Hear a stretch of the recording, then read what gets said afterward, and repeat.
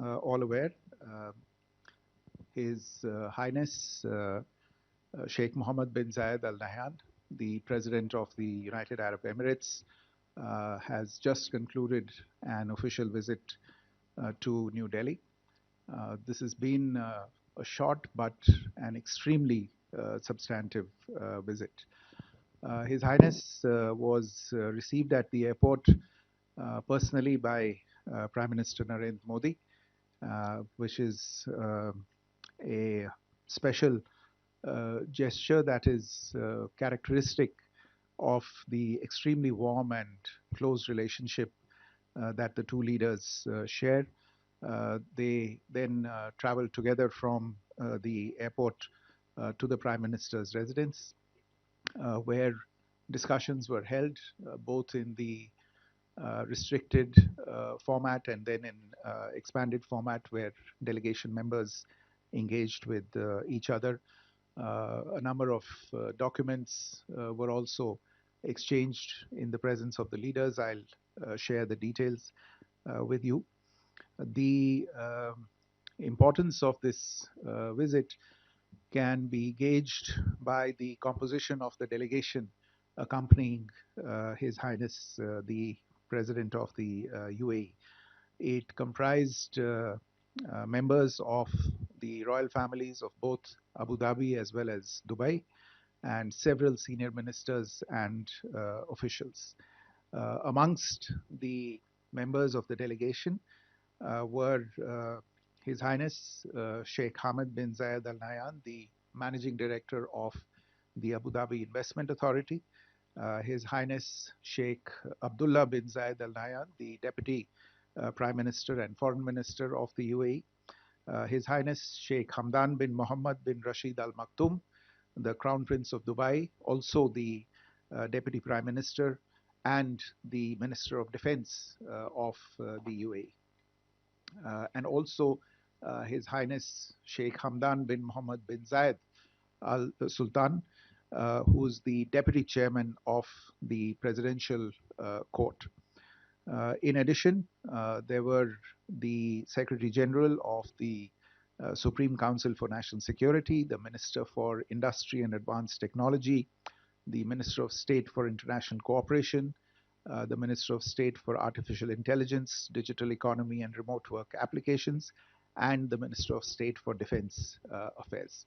So as I said, even for this short visit, this was a really, really high-powered delegation that accompanied the President. The talks between the leaders, as I said, were characterized by the warmth and special friendship between the two leaders that has become a characteristic of this relationship. There is a detailed joint statement that is being issued, which will be uploaded as soon as we finish here, as also a list of outcomes from this visit. Let me quickly take you through the key outcomes that will, in a sense, define our bilateral engagement with the UAE in the immediate near future. First of all, a letter of intent was signed between the two sides to work towards concluding a framework agreement for a strategic defense partnership between India and the UAE. A letter of intent was also signed between the Indian National Space Promotion and Authorization Center in Space and the UAE Space Agency for a joint initiative for space infrastructure development and its commercialization. Under this particular initiative, we will look to setting up new launch complexes, satellite fabrication facilities, joint missions, space academy, and training centers. A letter of intent was signed on the UAE's participation in the development of special investment region in Dholera in Gujarat. This is a mega partnership initiative that will look at the establishment of an international airport, a pilot training school, an MRO facility, a greenfield port, a smart urban township, as well as projects related to railway connectivity and energy infrastructure. The UAE has always been a premier energy partner for India, and therefore building on this comprehensive energy partnership, a long-term agreement for the supply of zero point 0.5 million metric tons of LNG per annum was concluded during the visit. The UAE is now the second largest supplier of LNG to India. In addition, an MOU on food safety and technical requirements was also signed, which will provide for sanitary and quality parameters to facilitate trade, exchange, promotion of cooperation in the food sector, and encourage food products and other agricultural product exports from India to the UAE. It will benefit the farmers of India and contribute to food security in the UAE. The discussions between the two leaders focused on several new and emerging areas of cooperation as well. In fact, to capitalize on the new opportunities for civil nuclear cooperation in the light of the passage of the Shanti Act in India for sustainable harnessing and advancement of nuclear energy for transforming India. The two sides decided to explore partnership in advanced nuclear technologies, including development and deployment of large nuclear reactors and small modular reactors, as well as cooperation in advanced reactor systems, nuclear power plant operations, and maintenance and nuclear safety. Artificial intelligence was identified as a priority area of cooperation. It was decided to collaborate on setting up a supercomputing cluster in India with UAE partnership, and the UAE will also look at investments for expanding data center capacity in India. The UAE will also participate at a high level in the Artificial Intelligence Summit that India is organizing in February 2026. Both sides will also explore the possibility of setting up a digital or a data embassy. This is a relatively new concept, but there will be work done to see how these can be set up under mutually recognized sovereignty agreements. On the trade front, following the signing of the Comprehensive Economic Partnership Agreement between the two countries in 2022, the bilateral trade has since crossed $100 billion. And in view of this, the two leaders decided to raise ambitions and look to double bilateral trade to $200 billion by 2032. It was also decided to facilitate exports of the MSME industries to the West Asian, African, and Eurasian regions. And both sides will look to working expeditiously on several initiatives that are currently underway between them, including Bharat Mart, the Virtual Trade Corridor, and the Bharat Africa Setu initiatives. UAE companies, DP World, and the First Abu Dhabi Bank have been granted permissions to open their offices and operations in Gift City in Gujarat. The two sides have also decided to work towards interlinking national payments platforms for promoting trade. This will build on the already operational local currency settlement system, the launch of UPI in the UAE, and the Jaivan card. Very importantly, the two sides also decided to work on establishing House of India in Abu Dhabi. This will be a unique cultural space that will include a state-of-the-art museum that will reflect India's ancient cultural heritage and be a lasting symbol of the India-UAE partnership. The Prime Minister also appreciated the UAE's decision to provide historical artifacts for the National Maritime Heritage Complex that is coming up at Lothal. Both sides also agreed to work together in the field of polar science, including joint expeditions and institutional cooperation. As you know, the UAE hosts one of the largest gatherings of or communities of Indian origin anywhere in the world.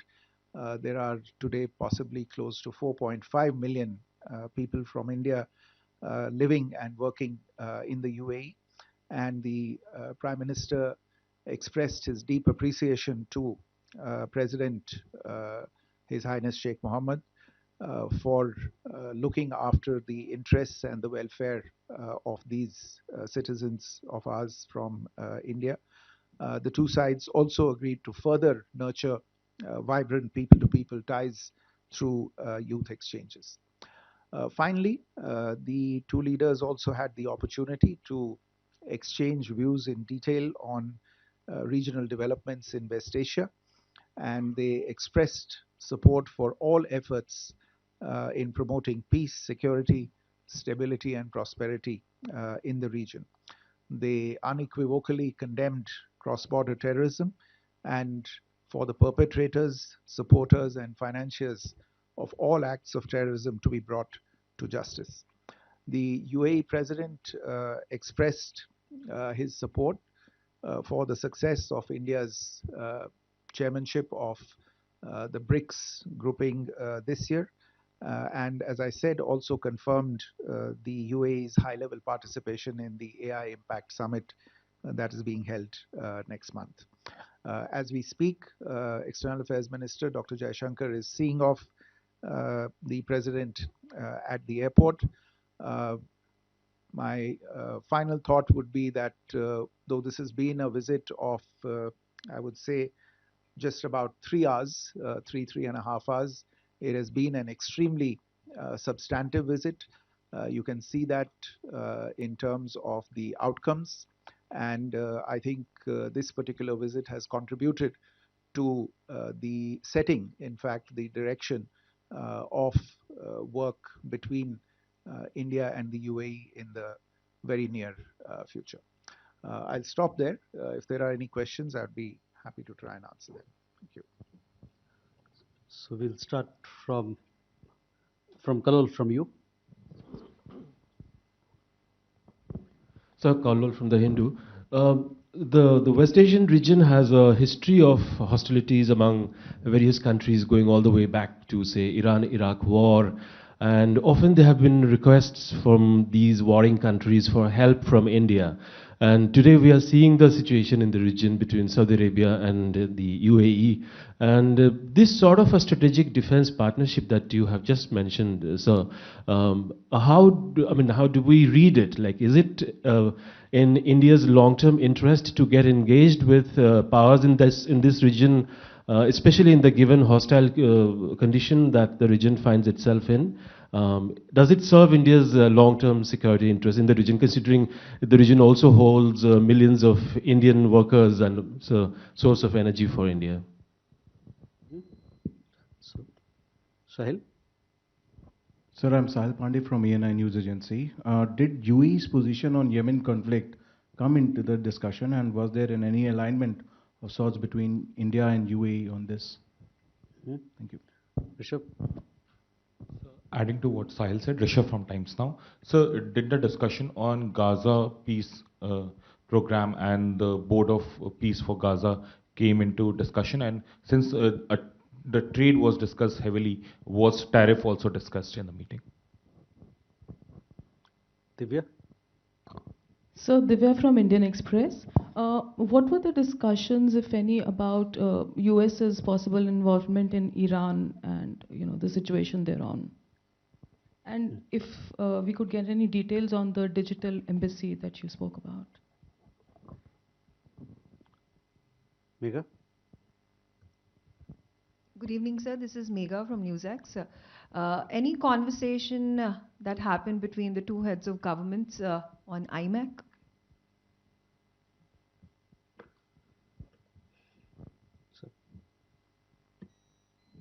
Okay. Kalol, I think you have set out a certain framing for your question in terms of what is happening in the region. But our involvement in on the defense and security front with a country from the region does not then necessarily lead to the conclusion that we will get involved in particular ways in the conflicts of the region. There is already a great deal of content in defense cooperation and engagement on the defense front between India and the UAE, and in fact between India and a few other countries in the region as well.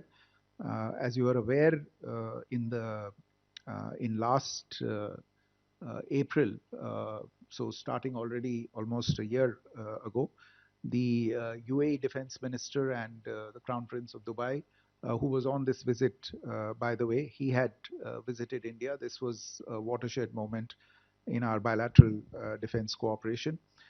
We then elevated the institutional framework of defense dialogue between the two countries to the level of secretaries, vice ministers between the two countries. Our air assets have been regularly participating in the Dubai Air Show. There have been last year alone, if I recall correctly, 3 service chiefs from the UAE have visited India. Our own Army Chief was in the UAE not too long ago, I think just earlier this month. And there have been regular staff talks at the level of various services, as well as bilateral naval as well as army exercises between the two countries. In fact, the last exercise between the army was held in December 2025. So it's really building on this very broad basis and considerable experience in the defense and security cooperation field that letter of intent was signed today to work on concluding a framework agreement for strategic defense partnership in order to expand the existing bilateral defense cooperation across a number of areas. And the idea would be to see what else it is that we can do. For instance, we plan to look at defense industrial cooperation, defense innovation, partnerships in advanced technology in the area of defense, as well as expanding the linkages on training, on education, perhaps training between the special forces of the two countries, look at defense threats in the cyberspace domain, counterterrorism, which is an area of interest for both countries. So I would really characterize it as a natural evolution from the already considerable defense cooperation between the two countries, and not necessarily a response to any specific event that may have taken place in the region, or of any intent to get involved in a hypothetical future scenario in the region. Sahil and Rishabh and Divya, I think you've all asked questions related to various geopolitical issues that have hit headlines from this region in recent times, whether it is the developments in Yemen or developments related to the conflict in Gaza or the situation in Iran. I can only tell you that all of these issues were discussed between the leaders. I cannot get into the details at this stage, but yes, both leaders had the opportunity to share their views and opinions in detail on these issues.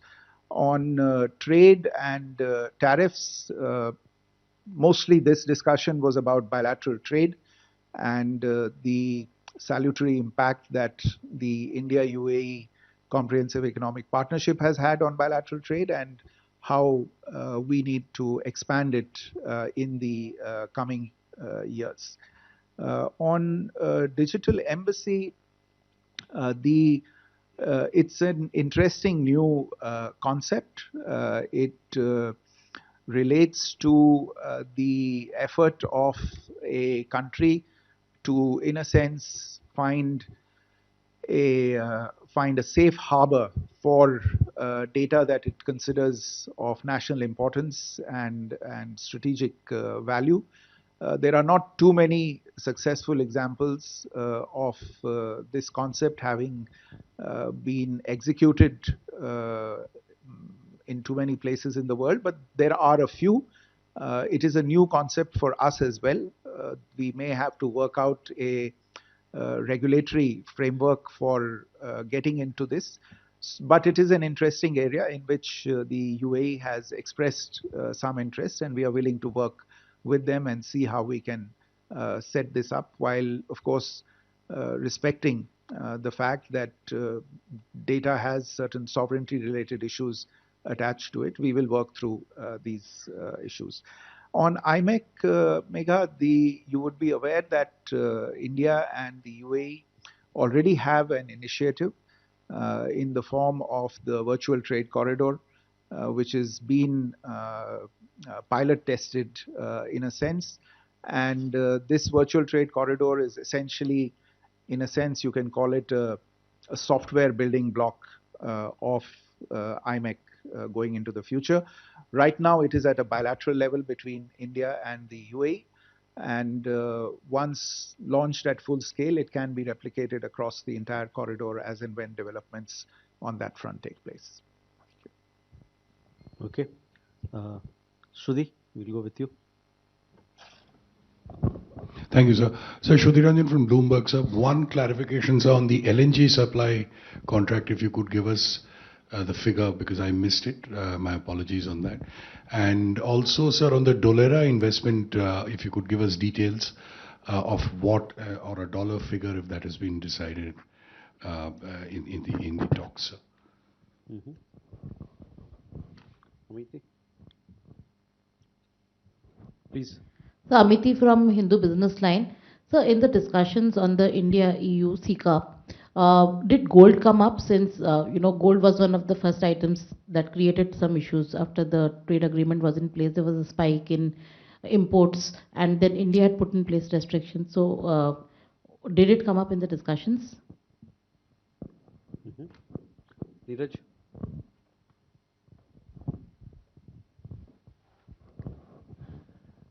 नमस्कार sir, मैं नीरज दुबे प्रवास साक्षी से। इससे पहले sir, आपने दूसरे प्रश्न में जो 3 सवालों के आपने जवाब समन्वित तरीके से दिए, उसको हिंदी में बस दोहरा दीजिए सर। गाजा पीस पोर्ट वाला और बाकी जो 3 सवाल आपने जो लिए थे उसके एक sir.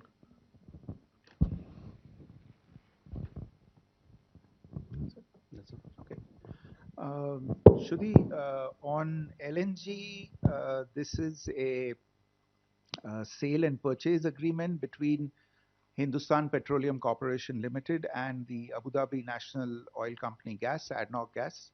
And it's a long-term agreement providing for the purchase of 0.5 million metric tons per annum of LNG by HPCL from ADNOC Gas over a period of 10 years, starting from 2028. So those are the details that I have immediately on that. On Dholera, the idea of, there is no dollar figure right now because we are still looking at which projects will actually go into the package. But we are looking at pursuing or attracting investment from the UAE in the development of the special investment region in Dholera in Gujarat, which essentially focuses on infrastructure. And included in this infrastructure, you are aware that there is already a cargo terminal functional in Dholera. The idea would be to expand this and add a full-fledged international airport in Dholera.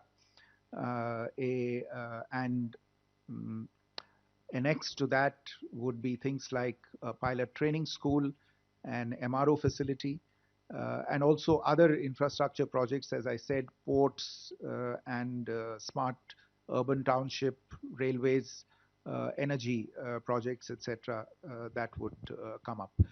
This will be pursued between the UAE and the government of Gujarat, and we will provide details as specific projects get agreed between the two sides. On gold, Amita, no, I don't think it got down to that level of detail where this particular issue came up, but I think you should address the question to the Ministry of Commerce, which might have details on what the exact status right now is with regard to this particular issue. Neeraj, मैं उस सवाल के सिलसिले में ये कह रहा था कि जो दोनों लीडर्स के बीच बातचीत हुई, उसमें जो अभी गाज़ा में जो पीस प्लान है, उसको लेके जो अभी हाल ही में कुछ डेवलपमेंट्स हुए हैं, उनके बारे में दोनों लीडर्स के बीच में बातचीत हुई. ईरान में जो अभी हाल ही में स्थिति बनी हुई थी, वहाँ पे प्रोटेस्ट हुए थे और एक तरह से उथल पुथल वहाँ पे मचा हुआ था, तो उसके बारे में भी दोनों लीडर्स के बीच में बातचीत हुई. और जो हम पिछले एक महीने से यमन में देख रहे हैं, वहाँ पे जो हालात बने हुए हैं, उनके बारे में भी दोनों लीडर्स के बीच में बातचीत हुई. Thank you, sir. With that, ladies and gentlemen, we come to the close of this press briefing.